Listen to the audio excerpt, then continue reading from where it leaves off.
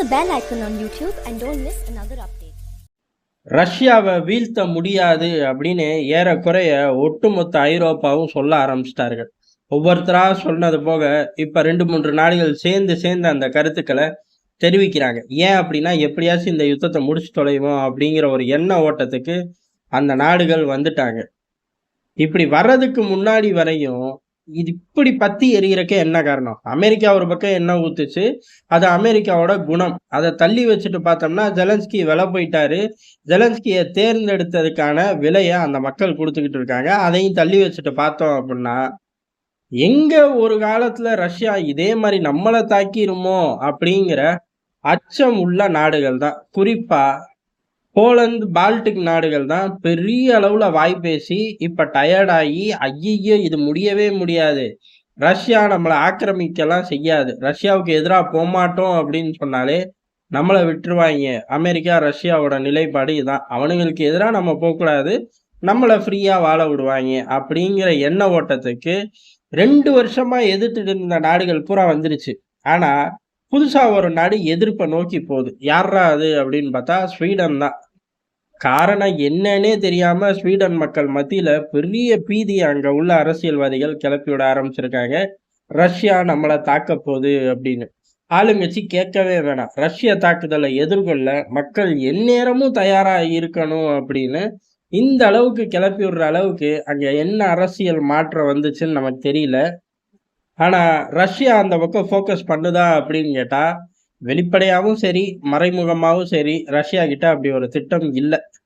இந்த நிமிடம் வரை இல்லை. நாளைக்கு ஏதோ ரஷ்ய அதிபர் புட்டின் மனசுல நினைக்க போறத இவர்கள் கண்டுபிடிச்சார்களோ என்னமோ, இன்னைக்கு இவ்வளவு பரபரப்பா ஸ்வீடன் பேசுற அளவுக்கு அங்க ஒரு சம்பவமும் இல்லை. அவர்களோட கவனம் பூரா உக்ரைனோட நிலப்பரப்பை வெற்றிகரமா புடிச்சிட்டு கொடியை பறக்க விட்டுட்டு செங்கடலை நோக்கி போகணும், இல்ல வேற திசைகளை நோக்கி பயணிக்க ஆரம்பிச்சிருவார்கள். ரஷ்யர்களோட திட்டம் அந்த லெவல்ல தான் இருக்கு. அப்படி இருக்கும்போது இது ஒரு விவகாரம் அமெரிக்கா பண்ணுச்சா தானா வெடிச்சுச்சான்னு தெரியல. அமெரிக்கா இந்த களத்துக்குள்ள வேற ஒரு ஸ்டைல்ல இறங்குது. என்ன அப்படின்னா குளிர்காலம் போய்கிட்டு இருக்கு.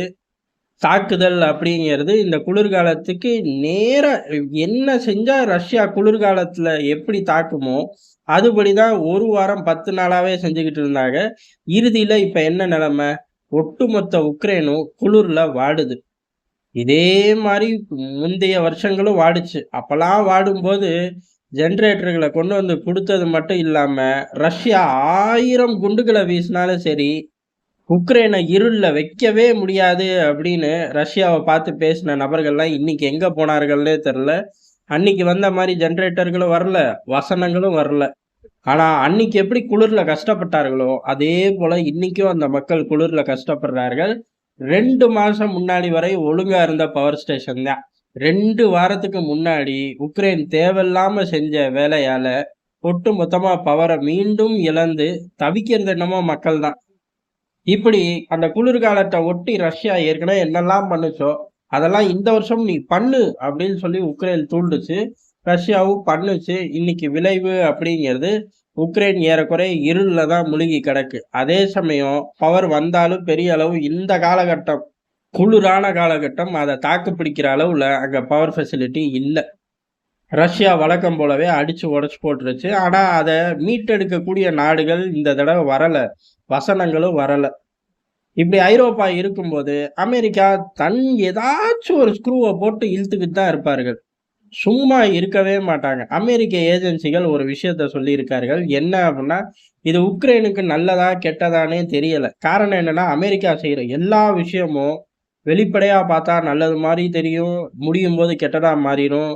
சில சமயம் ஆரம்பிக்கும் போது கெட்டது மாதிரி தெரியும், ஆனா போற போக்குல அது நல்லதா முடியும். அல்டிமேட்டா அமெரிக்காவுக்கு மைலேஜ் கிடைக்கும். மற்ற நாடுகளுக்கு சம்பந்தப்பட்ட நாடுகளுக்கு என்னங்கிறத கணிக்கவே முடியாது. ரிசல்ட்டை பார்க்கும்போது தான் தெரியும்.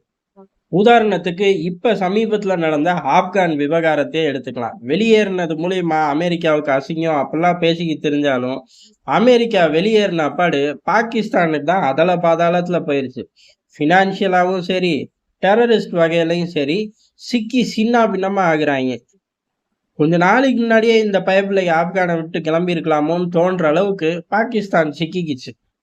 இப்படி அமெரிக்காவோட செயல் எங்க போய் முடியும்னே தெரியாது. அந்த மாதிரிதான் இப்ப அமெரிக்க ஏஜென்சிகள் என்ன செய்றார்கள் அப்படின்னா, ரொம்ப நாளா உக்ரைனோட உயிரிழப்புகள உக்ரைனும் சொல்றதில்ல.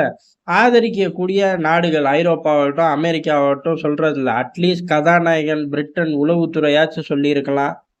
டைட்டில்லாம் குடுக்குறோம். அதுக்காகவாச்சும் வெளியிட்டிருக்கலாம். அவர்கள் கூட வெளியிடல. ஆனா இப்ப அமெரிக்க ஏஜென்சிகள் வெளியிட்டிருக்கார்கள்.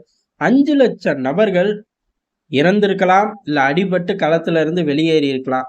மாசம் மாசம் ஆனா 30,000 பேருக்கு மேல இறந்திருக்கலாம். இல்ல அடிபட்டு வெளியேறி இருக்கலாம். அப்படின்னு சொல்லி டைட்டில போட்டு ஒரு ரவுண்ட் ஃபிகர உருவாக்கி தந்திருக்காங்க. மாசம் மாசம் 30,000 நபர்கள் இறந்து போறார்கள் அப்படின்னு எடுத்துக்கங்க. அடிபட்டிருக்காங்க. 30,000 பேர் காலிடா. களத்துல வர முடியாது. களத்துல அவர்களால் நிக்க முடியாது. அப்படின்னு சொல்லி அமெரிக்க ஏஜென்சி எழுதியிருக்கு. இது ஒரு பெரிய நம்பர் தான். வழக்கமா ரஷ்யால 5,00,000 பேர் காலி.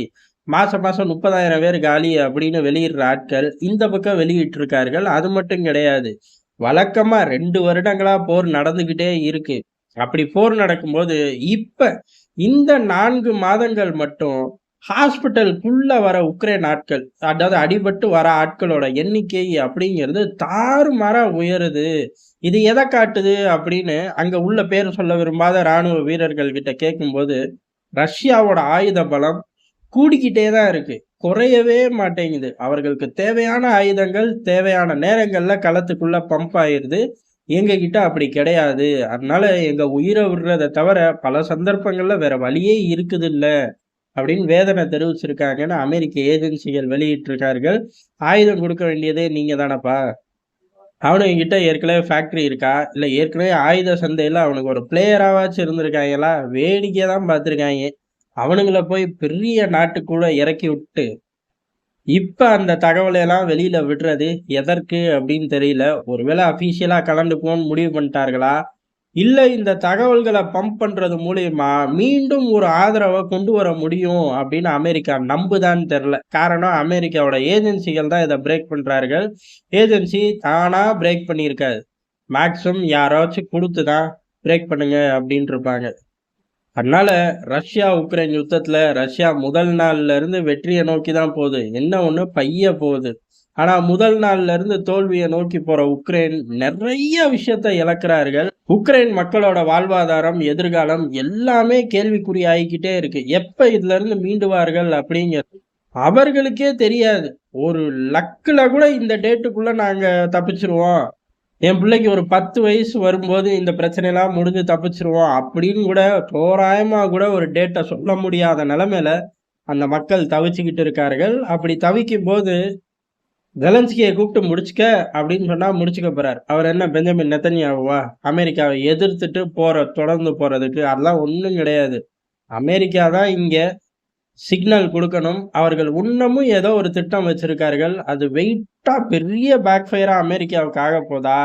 இல்ல அமெரிக்கா தப்பிச்சு ஜெலன்ஸ்கி மாட்டப் போறாராங்கிறது தான் கிளைமாக்ஸா இருக்கும்.